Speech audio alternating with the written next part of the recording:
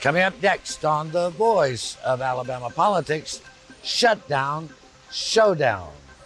Also, tariffs, are they helping or hurting Alabama? And Alabama beef producers want to skewer the president.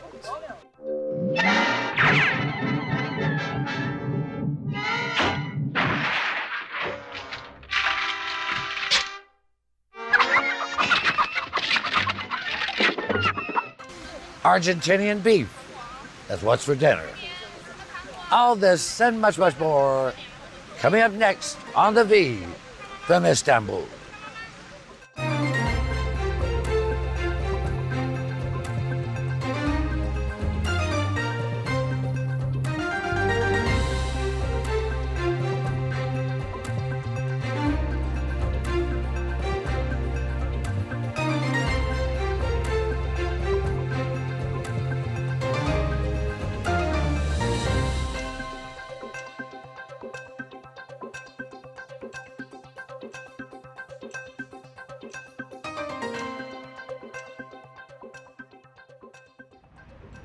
Welcome to The Voice of Alabama Politics, where we tackle the tough issues so you have the hard facts.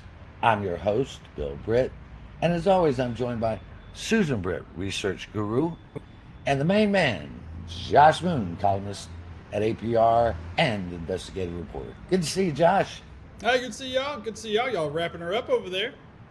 We are on the last leg. By the time this airs, we will be on the ground in Sweet Home, Alabama. I have climbed my last steep, historic step over here. I mean, the steps are like this deep. I'm 5'1". There's no health and safety. With no railing. Yeah. But this week we've been in Istanbul, courtesy of Turkish Airlines. Mm-hmm. They give you a free stay over here if you fly through Istanbul on your way back, and so it's been amazing. We're actually sitting in the Bon Appetit, which is a little cafe that sits outside of our hotel in the Radisson Blu. Yes. Shishly. Yes.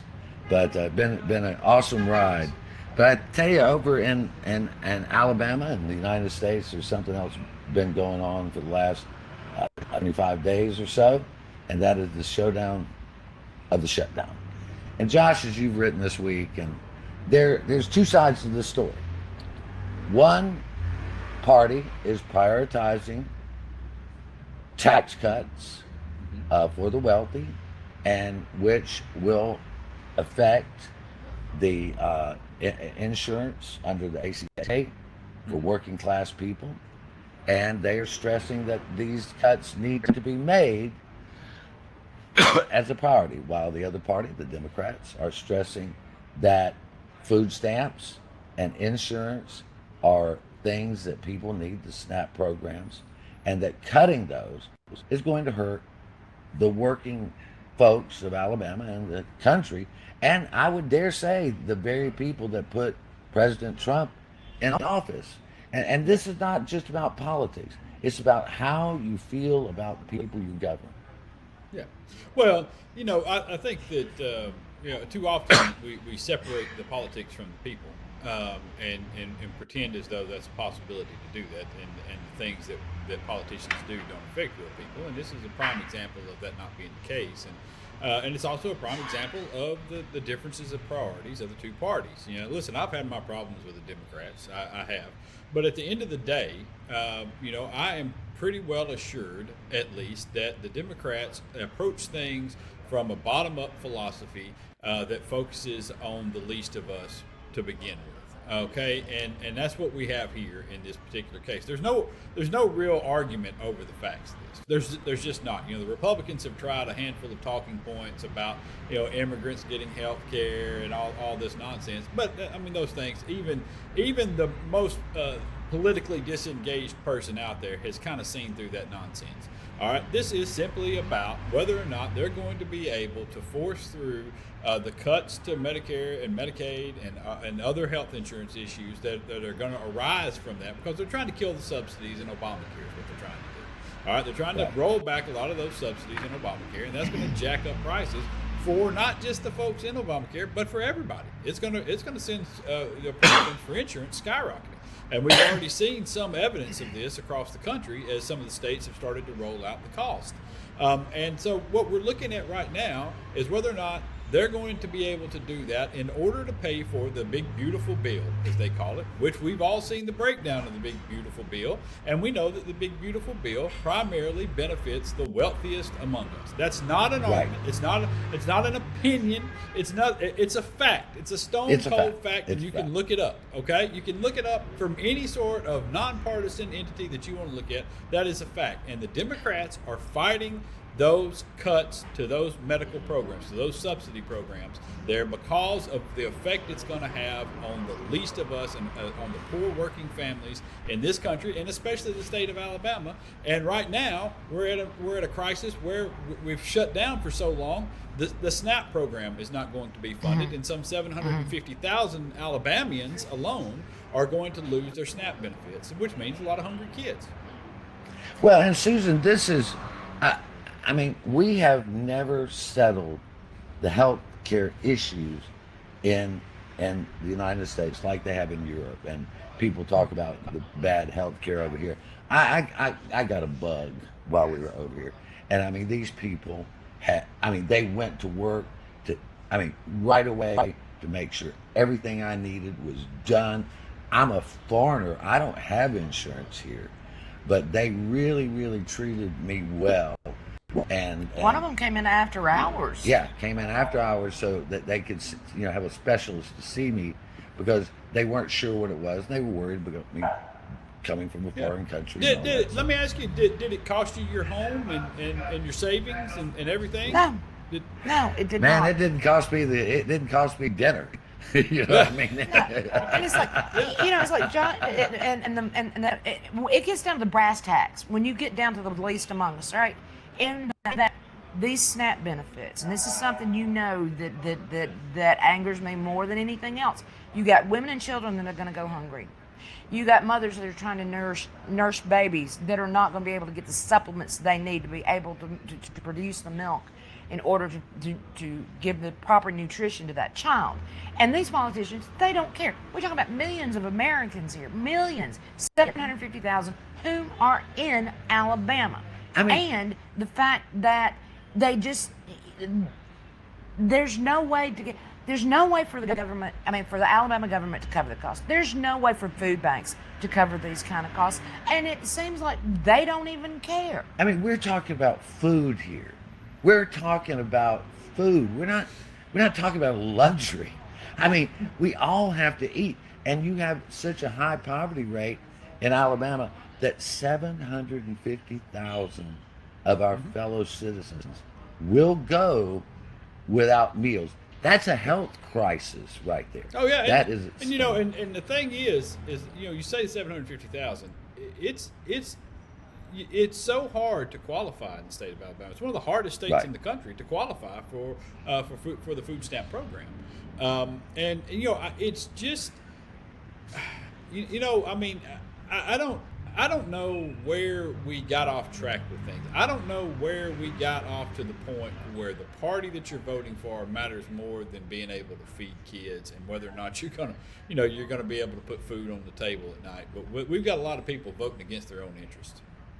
And it's about to come home. It's about to start coming home. People are about to realize what this is going to cost them personally. And we got about 15 seconds here, so I want to wrap up. But to say this, all of our leaders claim to be Christian. Go back and read the Sermon on the Mount and tell me, is your attitude in line with the Beatitudes? You're watching the voice of Alabama politics. We'll be right back.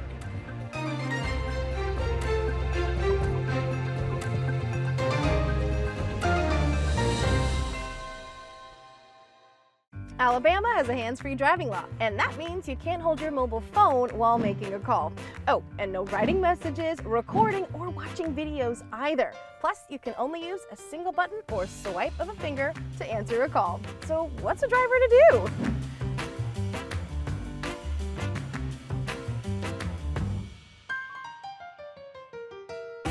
Alabama's hands-free driving law is in effect. follow it. Your home is your most valuable asset. But what if someone tried to steal it from you? Property fraud is one of the fastest growing areas of fraud in the country today. As a district attorney, I've seen firsthand the devastating effects of property fraud. That's why I'm proud to support the Montgomery County Probate Court's REACT program. REACT is designed to protect your property and to give you peace of mind. By signing up, you'll receive an email notification if a document is filed against your property. This program is a game changer. It has the potential to prevent fraud and protect countless homeowners throughout Montgomery County. So don't wait. Sign up for REACT today and protect your home. Protect your home with REACT. Sign up today.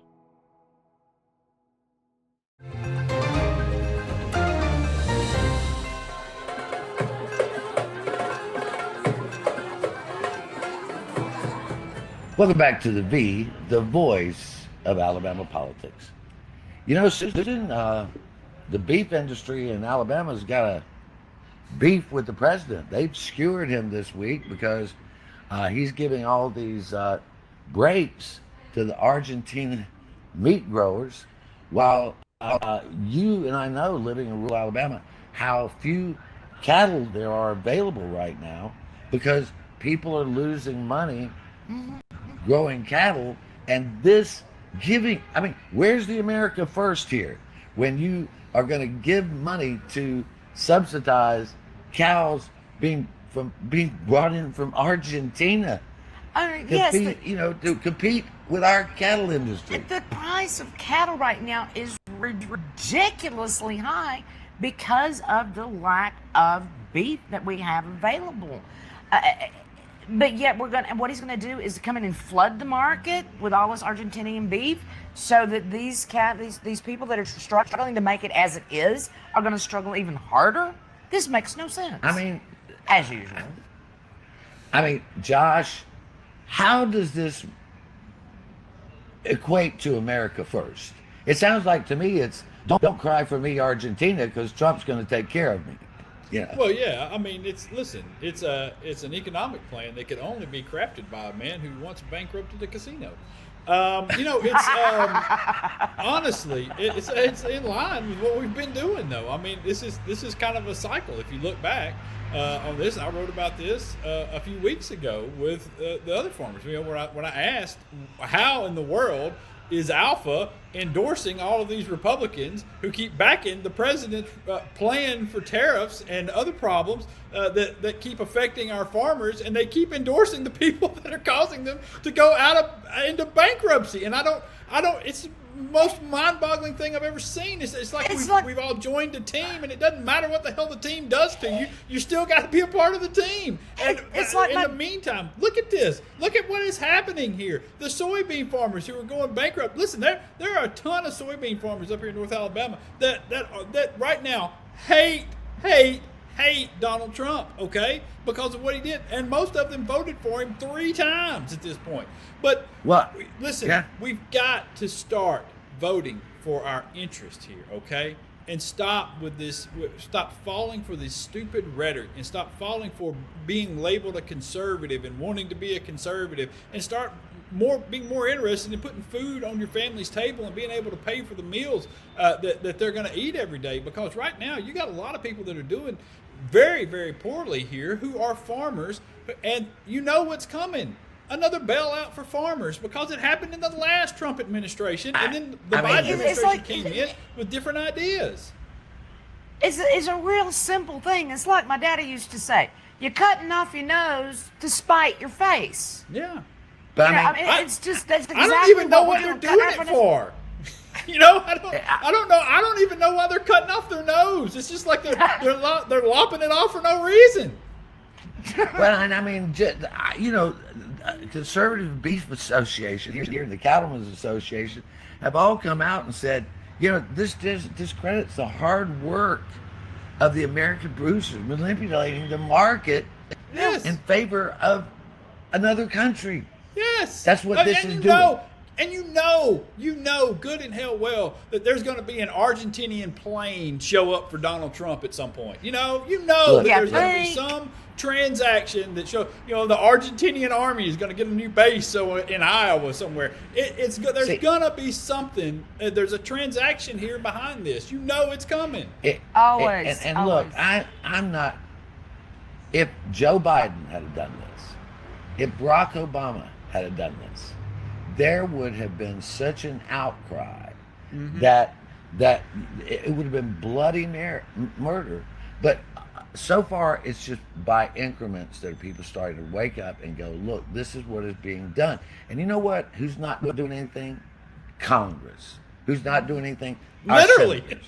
Literally Not doing doing anything. Literally. Not doing anything. And you talk about the soybean farmers, they're getting booed, screwed, and tattooed. But some of our industries are doing well off of this the tariffs, but not Some. that many. Not that many Some. are doing well. But the thing of tariffs it have hit us is, hard. yeah, the thing of it is the industry. Let's take example the cabinet industry. And I know Yeah. that we ran a column from Mr. Welburn that runs a cabinet business in this state. Yeah, Has run a yeah, great yeah. business here for a long time, and I understand completely his line of thinking and why he has a problem. I would be angry as hell too if I was running a widget business and all of a sudden a bunch of widgets from China showed up and undercut my business that I'm doing here in America, and we're Yeah, doing this yeah. sort of thing. And there Yeah, should yeah. be something from our government that protects my American-run business. Everybody is fine with that sort of thing, but Right. the way we're going about it right now is so ignorant and backwards and so counterproductive that it's harming so many other businesses out there. And there are ways to go about this to incentivize people in construction industries to do different things in these realms. And I just don't think that we're exploring this properly because we've got an idiot that's running things. Well, it's like there's a scatter pattern here from a shotgun. I mean, let's look at the auto industry. They're having problems getting parts. They're having problems getting Yes. replacement parts for existing cars.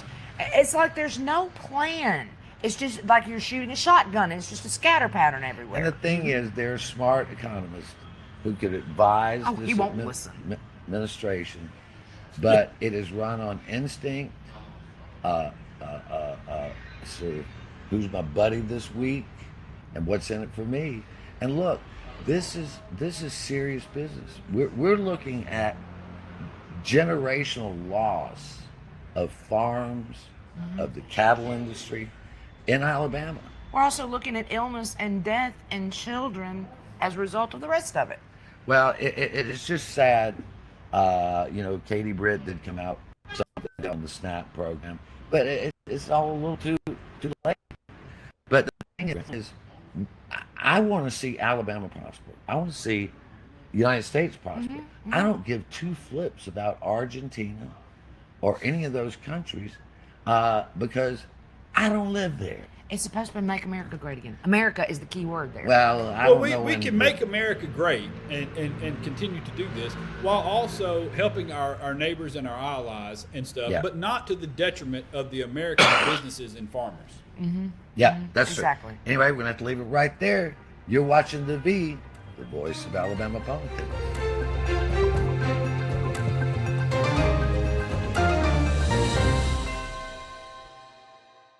Alabama has a hands-free driving law, and that means you can't hold your mobile phone while making a call. Oh, and no writing messages, recording, or watching videos either.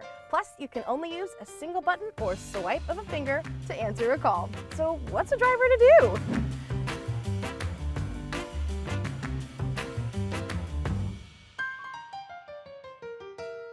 Alabama's hands-free driving law is in effect. Follow it.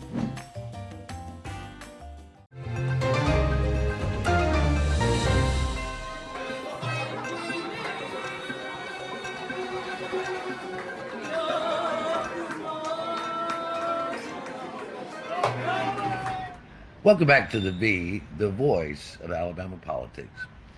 As Susan and I have traveled around Istanbul for the last 6 days, we've been out to cafes.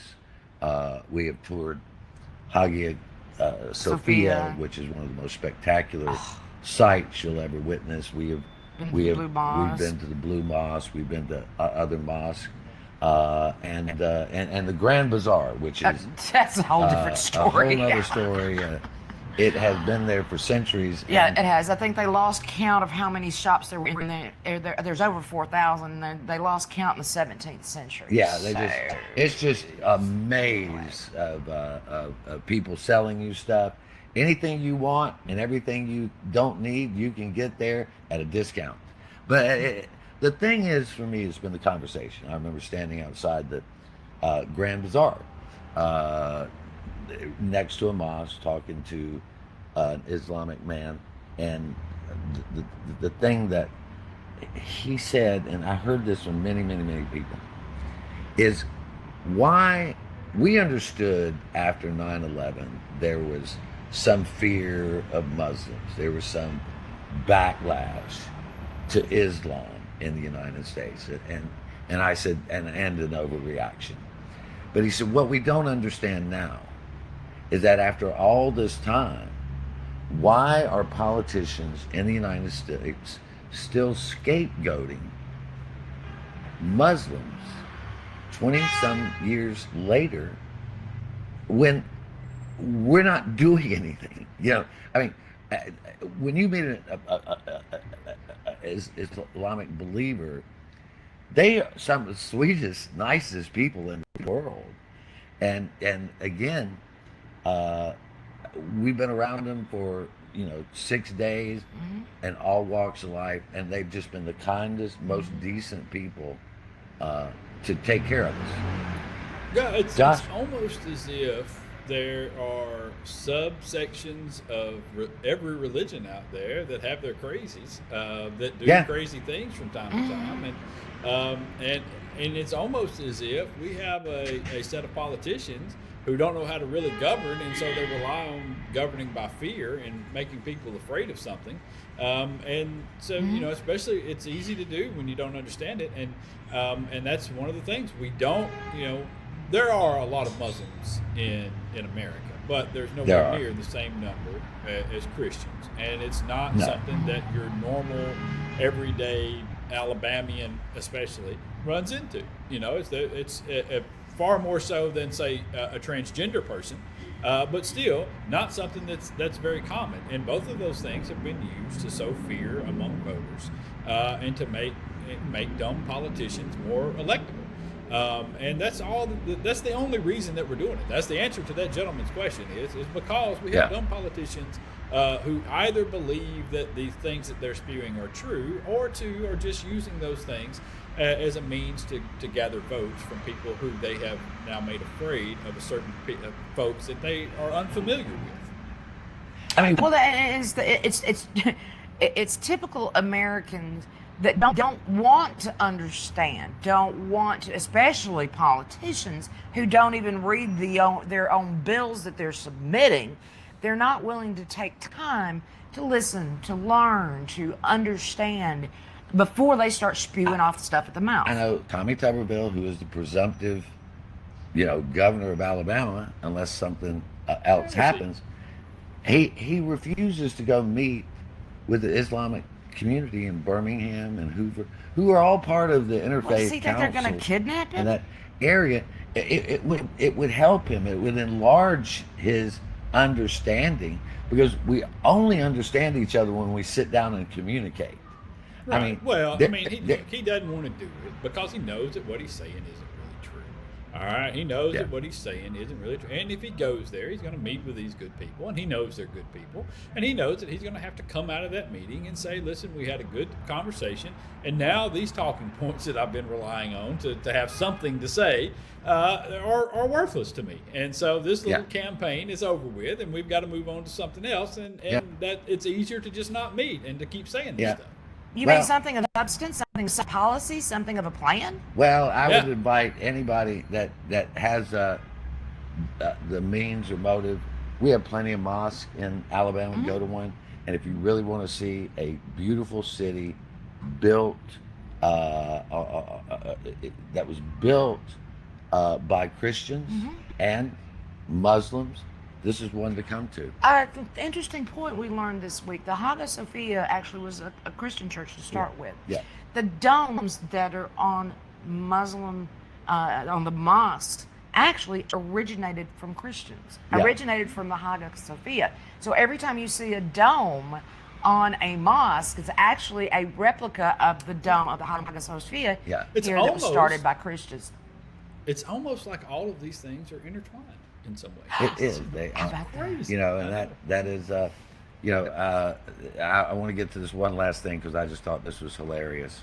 So, Wes Allen has proposed a bill that makes it a constitutional amendment that you have to be a native-born U.S. citizen to be a constitutional officer in Alabama.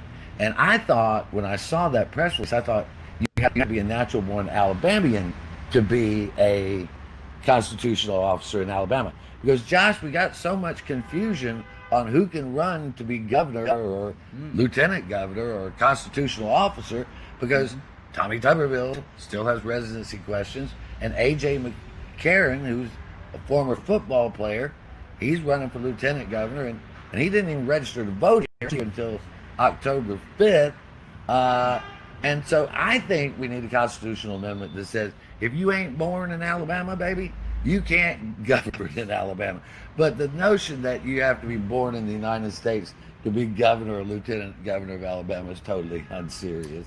Oh, it's It just is, you know, racist. And it reminded me of a story, one of my favorite stories from World War II, of a man named Henry Mugge, who was a lieutenant colonel and led to date, still the greatest rescue mission in American history. Rescued 500 POWs from a camp in the Philippines, got them out safely, and was given them, I believe, the Distinguished Cross, and was one of the most decorated officers ever. A fantastic man who the people literally named their kids after him. Under this bill, that man would not have been able to run for office in the state of Alabama because he was born in Italy. And so that's the sort of stupidity that we have so many people who dedicate their lives to this country and to the state who weren't born here. And that's what has typically made America great. And Ronald Reagan once gave a great speech about what makes America great and about the immigrants and about the diversity here. And I would encourage anybody to listen to that speech and to think about what we're doing and why we're sowing these fear tactics about people. All right, we're going to have to leave it right there. You've been watching the voice of Alabama politics. You watch us because we watch them.